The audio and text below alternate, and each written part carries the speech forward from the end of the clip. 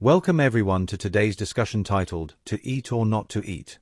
It's a phrase we usually associate with Shakespeare, but today we're focusing on something very different: food leftovers. What do we do with the food that doesn't make it to our plates or is left uneaten? Is it a small issue or a massive challenge affecting society and the economy? We'll explore these questions with our guests today. We have Dr. Olivia Morgan, an economist with expertise in food production and waste, Dr. Thomas Green, an environmental scientist focused on sustainability, and Hannah Clark, the director of a non-profit organization that helps redistribute excess food to those in need. Olivia, I'd like to start with you. You've researched the economic impact of food waste extensively. Can you help us understand the cost of food leftovers, both for individuals and for the economy at large? Food waste is actually a huge economic burden. It's estimated that around 1/3 of all food produced globally is wasted, which translates to about £800 billion per year.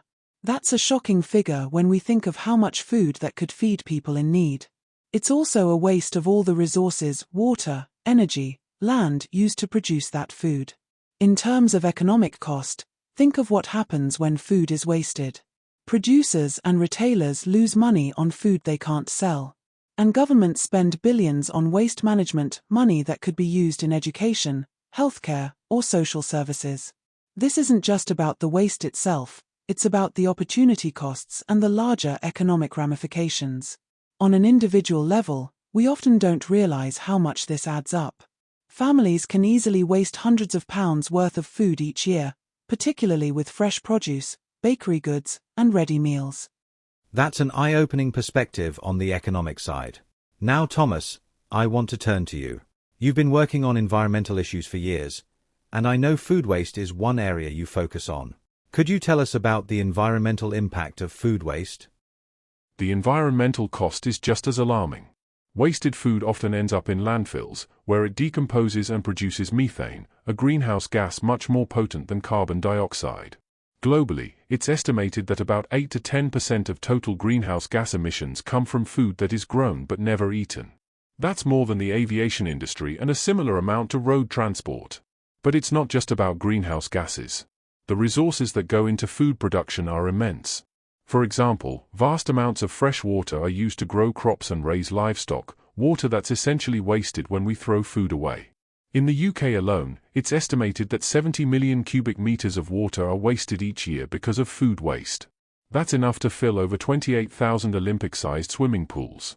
Additionally, when food goes to waste, the land used for growing it could have been used more efficiently. Think of the deforestation, habitat destruction, and biodiversity loss that result from expanding agricultural land unnecessarily. The energy used in processing, transporting, and refrigerating food is also wasted, and it contributes to the carbon footprint. So we can see that food waste has both economic and environmental consequences. Hannah, your organization is involved in finding solutions to food waste on a community level. What can be done to reduce food waste, both for individuals and in society at large? There are several things we can do to tackle food waste. First, on an individual level, it's about being more conscious of our food habits. Simple steps like planning meals ahead of time, buying only what we need, and storing food correctly can make a huge difference. For example, storing fruits and vegetables in the correct temperature zones of the fridge or using airtight containers can extend their shelf life by days, if not weeks. In terms of wider societal efforts, we work closely with supermarkets, farmers, and restaurants to recover food that might otherwise go to waste. Our organization helps redistribute this food to food banks and shelters. And in many communities, we're seeing a shift in how people view food waste. There's more awareness, and businesses are finding that donating excess food isn't just a moral good. It can also reduce disposal costs. One thing I'd like to highlight is the role of technology. There are apps that allow consumers to buy leftover food from restaurants at a discount, which helps both businesses and customers save money while reducing waste. It's also possible for people to donate their extra food to community fridges or participate in food sharing initiatives. Those are some great ideas. Olivia, are there any economic incentives to encourage businesses to cut down on food waste? Yes, definitely. In some countries, businesses receive tax breaks for donating surplus food rather than discarding it, which incentivizes them to be more responsible about managing food waste. Businesses can also save on waste disposal costs by reducing the amount they throw away. Many companies are realizing that they can reduce expenses by tracking their food waste and finding more efficient ways to use surplus food, such as turning it into secondary products or donating it. In addition, there's growing pressure from consumers. People want to support brands that are sustainable and socially responsible. Businesses that show they're tackling food waste can build stronger reputations and gain customer loyalty. We're seeing more public-private partnerships too, where businesses, governments, and non-profits work together to combat this issue. Thomas, let's talk about large-scale examples of tackling food waste. Are there any regions that stand out for successfully implementing solutions? Yes, there are definitely examples of countries and regions that have implemented large-scale food waste reduction policies with significant success. Some countries have introduced laws requiring supermarkets and large food retailers to donate unsold food to charities instead of discarding it. This kind of legislation has drastically reduced food waste in the retail sector and made surplus food available to those in need. Additionally, apps that connect consumers with surplus food from restaurants or grocery stores have seen success. These initiatives help reduce waste while offering affordable food to people. In some areas, the results have been impressive. Food waste has been cut by up to 30% in certain cities. It's proof that technology and policy can go hand in hand to create meaningful change. Hannah, what about efforts closer to home? Are there any cities or regions that have made significant strides? Yes, many cities are taking food waste seriously. In some places, composting programs have been rolled out, and residents and businesses are encouraged or even required to separate their food waste from other rubbish. There are also fines for businesses that waste too much food, which encourages them to adopt more sustainable practices. We've also seen success with zero-waste markets and initiatives that promote a circular economy, where food waste is converted into compost or animal feed. On the community level, food-sharing platforms and community fridges are becoming more popular, allowing people to give and take excess food before it spoils. These grassroots efforts have really taken off, showing that change can happen from the bottom up, as well as the top down. It's encouraging to see that real progress is being made. Now let's wrap up by talking about the impact.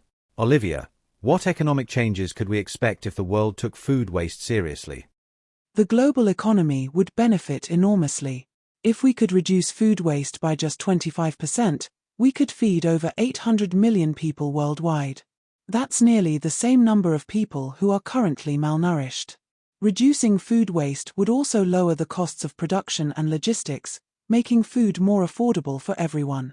On a macroeconomic level, addressing food waste would free up resources that could be invested in other areas, such as renewable energy, education, and infrastructure. Reducing waste also reduces the pressure on governments to spend on waste management, allowing them to allocate funds more efficiently. Thomas, what about the environmental side? What changes could we see there? Environmentally, the impact would be profound. By reducing food waste, we would see a significant reduction in greenhouse gas emissions. Less food waste means less methane from landfills and a lower carbon footprint overall. It would also conserve natural resources, less water used, less land cleared for agriculture, and less energy spent on transportation and refrigeration.